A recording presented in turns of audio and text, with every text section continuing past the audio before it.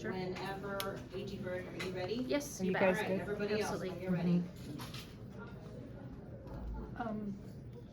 There's been a lot going on nationally, and there was a committee hearing in Congress yesterday about chatbots. A family is suing, accusing a chatbot of essentially being a suicide coach. You've raised concerns about some of the access that children have to online material. Are you ready to work with sue with other attorneys general in regards to some of these issues?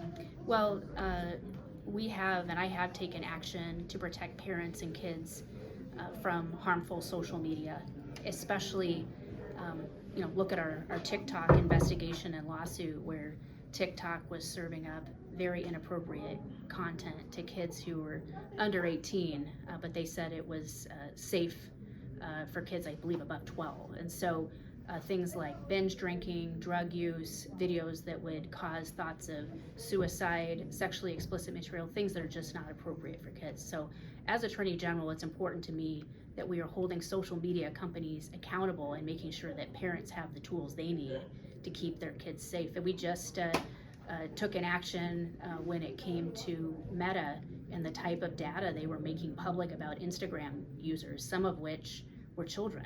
So there are many times that we're working together with other attorneys general or leading our own actions to protect kids here in Iowa. It will continue to be a constant problem. We just put out a warning about a very troubling thing that we are seeing targeting young people, whether it's junior high, middle school, high school. And here I'm talking about pornographic material that is using AI deepfakes and using the faces of children who are identifiable. I can't imagine what it would be like to be a child who's victimized by that kind of a photo, and thankfully it is illegal in Iowa, it is illegal federally, and we are working to help stop that and to get the word out that it's a crime and it has to stop. Do you think President Trump is constitutionally eligible to seek a third term? And if he decides to run for president another time, is that something where you would weigh in with a brief in support of his exercise of that power? Well, it looks to me like he's getting it all done in his second term from what I've seen, so. Is there any update you can provide on some of the DEI issues we've seen at Iowa's universities? Well, right now that investigation is ongoing. Iowa law tasks my office with the responsibility of making sure that when there's a complaint, and there recently was one filed by the governor related to DEI practices at our state universities, that we investigate that. So that investigation is still ongoing. Are you using attorneys in your office, or are you using contract attorneys in consultation with the universities? We are using both. Do you have any updates on the, bringing charges against people who were accused of voting, like non-citizens who were accused of voting in Iowa's past election? Yes, so Iowa law changed a few years ago to require my office to have exclusive jurisdiction in those cases. And so when those cases are investigated and referred to us by law enforcement, they are analyzed to see if a criminal case is warranted, and then if it is filed by my office. So we could give you an update about the currently filed public cases that are available, but we investigate those and charge those as they come in. The last I checked with your office, there were 6 where charges had been filed. Do you know if that number has grown, and are beyond those 6, is your office also investigating others? I would want to check to give you the latest numbers, because I know we just recently had a trial for one of those. Right. So, Okay. Yep. Is beyond those that are currently charges filed, are others still being investigated? well, we wouldn't comment on charges that haven't been filed yet.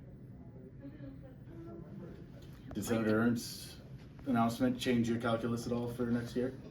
Well, I think everybody knows that I'm committed to running for re-election as Attorney General. I'm certainly very sorry to see Joni Ernst go. She has certainly left her mark on Washington and the U.S. Senate, and she's made us proud as Iowans. She's somebody I've known for a long time, actually, ever since she was a county auditor as a fellow Southwest Iowan. I'm excited about running for re-election because I love working with law enforcement.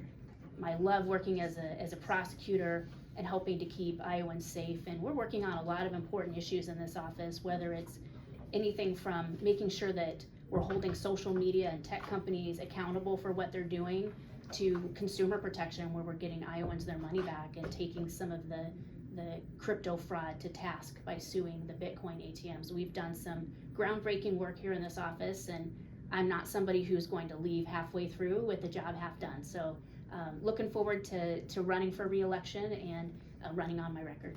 I think the Thank you. president's birthright citizenship order is still on hold pending litigation, but are you still committed to enforcing that? And how do you respond to questions about a baby born in Iowa possibly being a stateless citizen, whereas a baby born in Minnesota or Illinois might have citizenship? I'm not sure exactly what your question is, but I think we've been on the record defending the president's order on birthright citizenship. It's challenged in a number of different courts around the country right now. Thank you. What was Okay, the, one more question. I missed the FBI director being Yeah. here. When did that happen, and did he initiate the event, and what was the nature of the discussion? Yes, so the FBI Director Kash Patel came and did a visit in the Omaha field office, which also serves Iowa. So it was an Iowa-Nebraska visit. And we had a number of law enforcement leaders from Iowa as well as Nebraska there. The Nebraska Attorney General Hilders and myself were there as well.